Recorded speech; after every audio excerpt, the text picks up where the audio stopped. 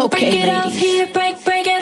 You got your drink in your left hand. Put your right hand. Good morning po ulit mga kapuso. 2 days na lang kakasal na ating Lovelia. Kaya ito mga paghahanda sa kasal niya. Watch this. Mga kapuso, bago tuluyang kiligin sa love story ni Love at Joms, silipin muna natin ang kanilang paghahanda sa nalalapit nilang dream wedding. Unahin na natin ang wedding gown ng ating reyna ng kalsada. Nung pinag-usapan na namin yung wedding gown, ano bang ini-imagine mo sa sarili mo? Mama, gusto ko ata maging prinsesa. Sabi ko, why not? Everybody's entitled to their dreams. Oo. So, when sinabi natin prinsesa, we're talking of big skirt, lace, very elegant, tapos makintab, at may corona. Aba, Love, certified princess ka na sa iyong dream gown. Ready na rin ang church.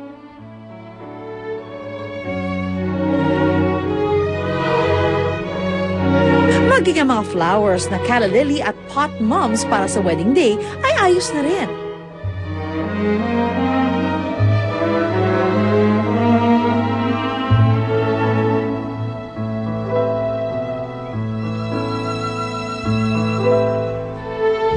At syempre, mawawala ba ang masarap na handaan sa reception ng sweet couple? Sa kasal ni Love, kasama yung mga bridal car, cakes, ano pa ba, wine, ice carving. Ang cake na pinili niya yung waterfall. Kasi gusto niya daw yung nung nag-propose sa kanya si Jomar. At ang lahat ng ito ay sa tulong ng close friends ni Love na si Nelson Canlas at John.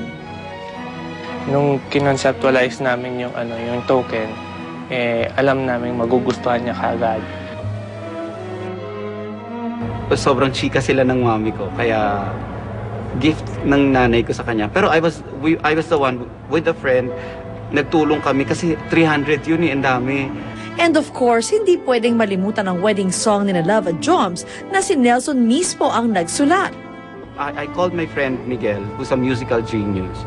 Because baka naman pwede mo kong bigyan ng melody kasi I already have a poem na pwede natin i-transpose into a song. And then I presented it to Love. Sabi niya sa akin, maganda tong song na to. Parang bagay ito sa kwento ko ah. Pwede bang gamitin to sa wedding ko? Sabi ko, of course gagamitin natin yan sa wedding. Yung favorite part ko dun sa song is yung part na pag-ibig na wagas, ang tangi kong landas, ikaw. Ang kasalang Love and Joms ay simple, ngunit buo ang pagmamahalan sa isa't isa. At siguradong ang kanilang tanging landas ay hanggang wagas.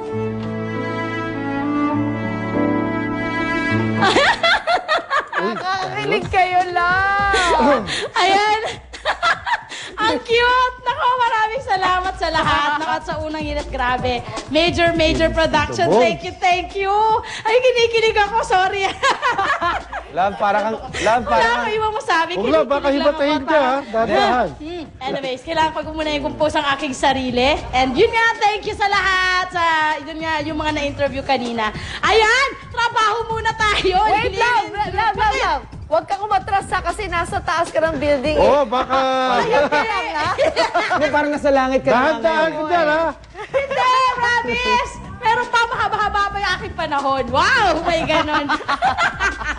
Ayan, eto na. Nakabalik tayo sa trabaho at kung napapansin nyo, meron akong dalang-dalang mga bulaklak. Yan ho ay bigay ng aking mga kasama dito sa traffic team. Thank you so much. I love you guys. Eto na po, sa Kamuning Flyover. Makikita ho natin sa mga oras na ito, nasa kaliwang bahagi patungo po ng norte ay maayos pa rin naman. At yung kanang bahagi patungo ng south ay wala rin hong problema patungo ng Makati. Pero pagdating ho ng EDSA Cubao, nagkakaroon na po ng pagbigat ang magkabilang lane sa mga oras na ito. Rekto ho tayo sa Maynila. Tunguhin po natin ang rekto ngayon. Makikita ho natin ngayon Ito pong Ayan White Quezon Boulevard kasi ngayon ay Quiapo Day. O nga pala Friday. May kitaw natin ang kanang bahagi yan ay patungo ng Loong Laan. At yung mga kanan na may patungo na Espanya, wala kang problema. Maski yung kabilang lane, patungo po ng Quiapo naman. Aba! Magandang senyales sa ating mga deboto dahil hindi pa po nagbibigat ang daloy ng trapiko, maayos pa po ang magkabilang lane. Ayan po muna ang ating update sa ating mga kakalsadahan sa Metro Manila. Ako pa rin po nag-isang reyna ng kalsada. Laban nyo, Bear! Nandito na po ang mga nagbabagang balita sa Unang Balita. Ang mga unang balita sa umagang ito. Ilang lugar sa Metro Manila posibleng makaranas sa kalahating araw na walang water supply kapag patuloy na bumaba ang tubig sa Angat Dam. Panawagan ng Climate Change Commission sa publiko na pangalagaan ng inang kalikasan sa gitna ng nararanasang El Nino. Idedetalye live ni Secretary Herson Alvarez. 50,000 pasahero maapektuhan kapag ipinatupad ng maritime holiday sa March 1. Marina Administrator Len Bautista sasagutin ang reklamo ng mga shipping operator live.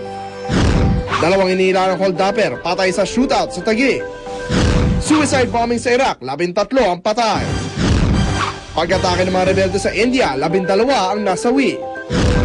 Device na ikinakabit sa mga cellphone para kontra-nakaw, tampok sa World Mobile Congress sa Spain. At bagong documentary ng diva na si Celine Dion, inilabas na sa Amerika. Huwag pahuli, tutok na sa Unang Balita. Magandang umaga, narito na mga unang balita.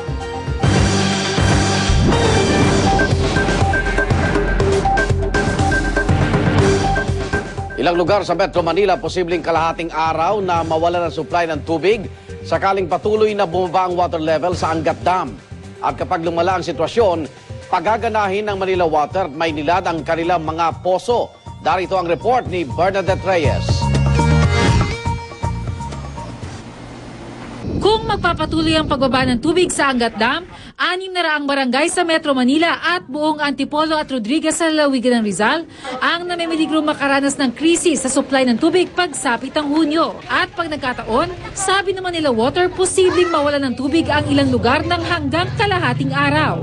Pero ngayon pa lang, ramdam na ang mahinang tubig sa Cavite, Parañaque at Muntinlupa. Mataas yung area na yan, tas nasa duluhan pa. So talagang yung water pressure magkakaroon ng pagbabago. Kinailangan namin i-manage yung pressure para hindi maubusan ng tubig. Parehong sa Angat Dam kumukuha ng tubig ang Maynilad at Manila Water. Ang Maynilad ang nagsusupply ng tubig sa kanlurang bahagi ng Metro Manila, habang ang Manila Water sa silangang bahagi. Sa ngayon, doble kayod na mga water concessionaire para hanapin at tapalan ng mga leak sa mga tubo. Hinahanap na rin daw nila ang mga illegal na koneksyon. Titiyakin din daw nilang hindi nagagamit ang mga fire hydrant liban sa pamatay sunog. Pero kung talagang kukulangin pa rin, bukod sa pagrarasyon ng tubig, pagaganahin daw ng Maynilad at Manila Water ang mga deep well. Pinirmahan na ng Pangulo ang Administrative Order 278 na naglalayong gamitin ng wasto ang tubig sa Metro Manila. Pero talagang tila hindi simple ang mga solusyon. Bukod kasi sa pagsusupply ng tubig, pinagkukunan din pala ng kuryente ang Angat Dam. Pinag-aaralan na raw ng Task Force El Nino ang pagpapatigil sa paggamit ng Angat Dam para sa paglikha ng kuryente. Para sa Unang Balita, Bernadette Reyes reporting. Pagsasailalim sa state of emergency sa Mindanao, isinusulong ni Congressman Rufus Rodriguez. Kaugnay na rin niya ng nararanasang krisis sa kuryente roon. Narito ang report ni Julius Segovia. Kung makakahinga na ng maluwag ang mga taga Luzon at Visayas dahil may mga sumasaklolo ng power plant para maiwasan ang mga rotating brownout, ibang sitwasyon sa Mindanao. Sa kanilang pagharap sa pagdinig ng House Committee on Energy, sinabi ng National